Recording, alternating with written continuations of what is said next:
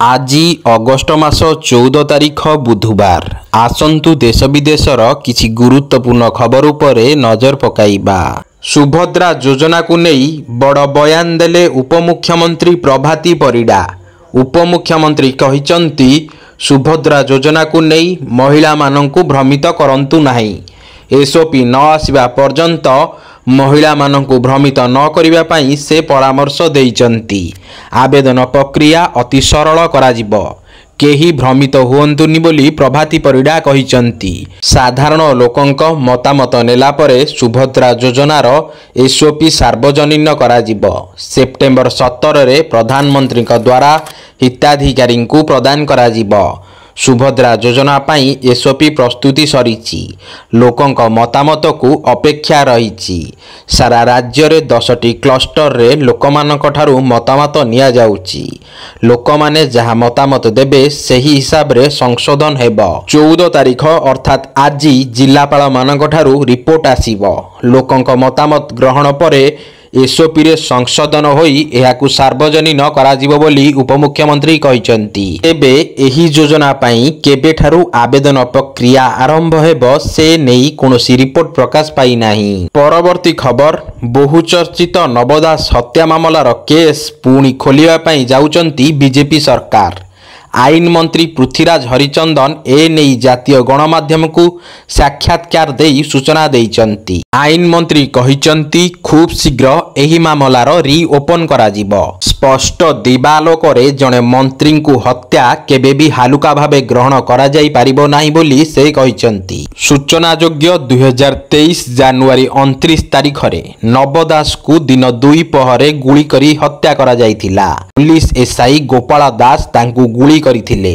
କେବଳ ନବ ଦାସ ମାମଲା ନୁହେଁ, ଅନେକ ପୁରୁଣା କେସ୍ ରିଓପନ୍ କରାଯିବ ବୋଲି ଆଇନ ମନ୍ତ୍ରୀ ସୂଚନା ଦେଇଛନ୍ତି। ପରବର୍ତ୍ତୀ ଖବର, ସ୍ୱାଧୀନତା ଦିବସ ପୂର୍ବରୁ ରାଜ୍ୟବାସୀଙ୍କୁ ମୋହନ ସରକାର ବଡ଼ ଭେଟି ଦେବା ପାଇଁ ଯାଉଛନ୍ତି। ରାଜ୍ୟରେ ମଧୁବାବୁ ପେନ୍ସନ୍ ଯୋଜନାରେ ହିତାଧିକାରୀଙ୍କୁ ସରକାର ଟଙ୍କା ଦେବେ।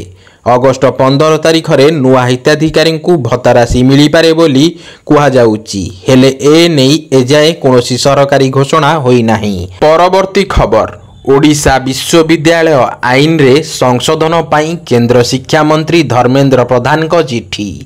ଆଇନରେ ଥିବା ଅସଙ୍ଗତି ଦୂର ସହ ଆବଶ୍ୟକୀୟ ସଂଶୋଧନ କରିବା ପାଇଁ ଓଡ଼ିଶା ମୁଖ୍ୟମନ୍ତ୍ରୀ ମୋହନ ମାଝୀଙ୍କୁ ଚିଠି ଲେଖିଛନ୍ତି କେନ୍ଦ୍ର ଶିକ୍ଷାମନ୍ତ୍ରୀ ଧର୍ମେନ୍ଦ୍ର ପ୍ରଧାନ। ଶିକ୍ଷାର ମାନଦଣ୍ଡ ବଜାୟ ରଖିବା ପାଇଁ ସଂଶୋଧନ ଗୁରୁତ୍ୱପୂର୍ଣ୍ଣ ବୋଲି ଚିଠିରେ ଦର୍ଶାଇଛନ୍ତି ଧର୍ମେନ୍ଦ୍ର ପ୍ରଧାନ। ଫେରିବା ଅନ୍ତର୍ଜାତୀୟ ଖବରକୁ, ବାଂଲାଦେଶର ପୂର୍ବତନ ପ୍ରଧାନମନ୍ତ୍ରୀ ଶେଖ୍ ହସିନାଙ୍କ ବିରୁଦ୍ଧରେ ହତ୍ୟା ମାମଲା ରୁଜୁ ହୋଇଛି।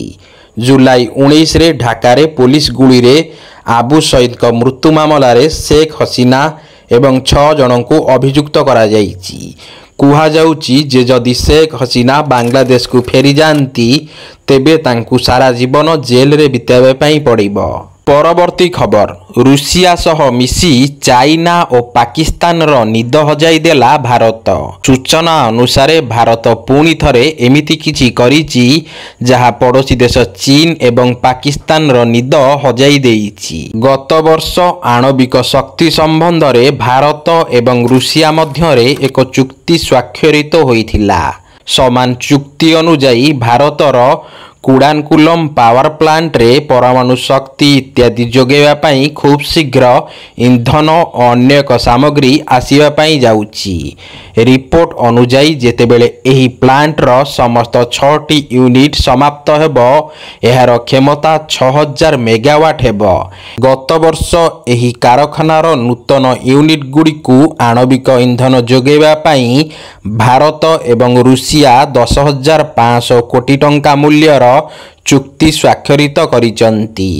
ଏହି ଚୁକ୍ତି ପରେ ରୁଷିଆ ଉଭୟ ୟୁନିଟ୍ ନିର୍ମାଣରେ ସାହାଯ୍ୟ କରୁଛି।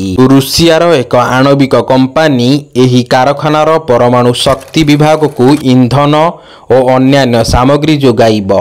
ଏହି ପ୍ରକଳ୍ପ ବ୍ୟତୀତ ଭାରତ ସରକାର ରୁଷିଆର ଏକ କମ୍ପାନୀ ସହ ମିଳିତ ଉଦ୍ୟୋଗ ଗଠନ ଉପରେ ମଧ୍ୟ ଧ୍ୟାନ ଦେଇଛନ୍ତି। ଏଥିପାଇଁ ମଧ୍ୟ ଆଲୋଚନା ଚାଲିଛି।